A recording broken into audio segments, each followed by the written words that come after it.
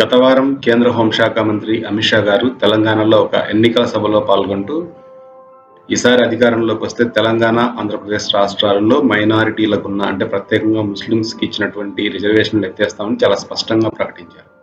అయితే కొంతమంది కేటుగాళ్ళు ఈ వీడియోని తీసుకొని మాఫ్ చేసి అంటే దానికి వెనక ముందు అంటే అమిత్ షా ఏమైతే మాట్లాడారో దానికి వెనక ముందు కట్ చేసి కొంత వేరే మాటలను అతికించి అంటే మార్ఫ్ చేసి సోషల్ మీడియాలోకి పోస్టులు పెట్టి బాగా వైరల్ చేశారు. అంటే అమిత్ షా ఏం చెప్పారంటే ఈసారి అధికారంలోకి వస్తే ముస్లింస్ రిజర్వేషన్లు మాత్రమే ఎత్తేస్తామని చెప్పారు.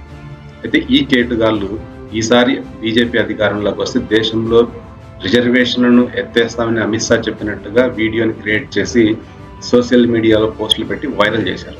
ఇది నిజమేననుకొని నమ్మి చాలా మంది కాంగ్రెస్ నేతలు కూడా ఈ వీడియోలని తమ సోషల్ మీడియా అకౌంట్లలోనూ అలాగే ట్విట్టర్ హ్యాండిల్స్లోనూ విరివిగా షేర్ చేశారు.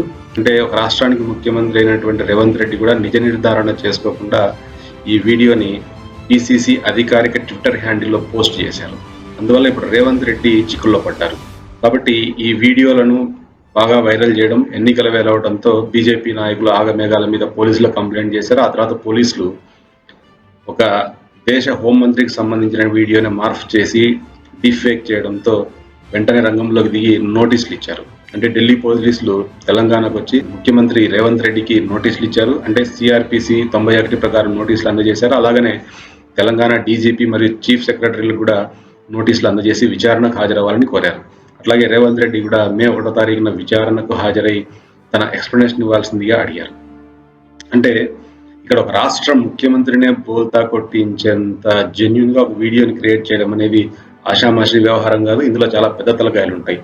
అయితే కొన్నిసార్లు ఈ మార్ఫింగ్ వీడియోలు లేకపోతే డీప్ ఫేక్ వీడియోలు, ఇవాళ డీప్ ఫేక్ అనేది చాలా ఈజీగా చేయొచ్చు. అంటే ఈవెన్ ఒక ఇంజనీరింగ్ స్టూడెంట్ లేదా డిగ్రీ స్టూడెంట్ కూడా డీప్ ఫేక్ వీడియోలను క్రియేట్ చేయడం చాలా ఈజీగా తయారైపోయింది. చాలా యాప్లు ఉన్నాయి.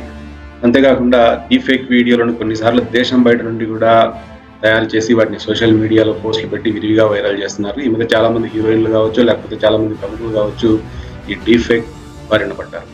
అయితే వేరే దేశాల్లోని డీప్ ఫేక్లు తయారు చేసి సోషల్ మీడియాలో పోస్టులు చేసి వైరల్ చేస్తున్న వాళ్ళని పట్టుకోవడం అంత ఈజీ కాదు. ఎందుకంటే చాలా దేశాలతో భారతదేశానికి నేరస్తుల అప్పగింత మీద ఒప్పందం లేదు. అందువల్ల ఇట్లాంటి వాళ్ళని పట్టుకోవడం అనేది కత్తి మీద సాములాగా తయారవుతుంది. ఒకవేళ నేరస్తుల అప్పగింత మీద సంతకం చేసినప్పటికీ కూడా ఇట్లాంటి వాళ్ళని ఎలా శిక్షించాలో చట్టంలో నిర్వచించలేదు. అంటే ఇవన్నీ అంటే మన పీనల్ కోడ్ రాసినప్పుడు ఇవన్నీ చట్టం పరిధిలో లేవు. ఇవన్నీ అంటే సోషల్ మీడియా కావచ్చు, ట్విట్టర్ కావచ్చు, ఇవన్నీ గత 20 ఏళ్ళ నుంచి వచ్చినవి. అందువల్ల వీటిలో చేసిన తప్పులకు ఏ విధమైన శిక్షలు వేయాలో మన రాజ్యాంగంలో పొందుపరచలేదు. కాబట్టి వీళ్ళు చాలా ఈజీగా అంటే చట్టాన్ని అడ్డం పెట్టుకుని చాలా ఈజీగా ఎస్కేప్ అవుతున్నారు. కాబట్టి ఇప్పుడు ఏమవుతుందో చూద్దాం. అంటే రేవంత్ రెడ్డి హాజరు ఏ విధంగా ఎక్స్ప్లెనేషన్ ఇస్తారో చూడాలి.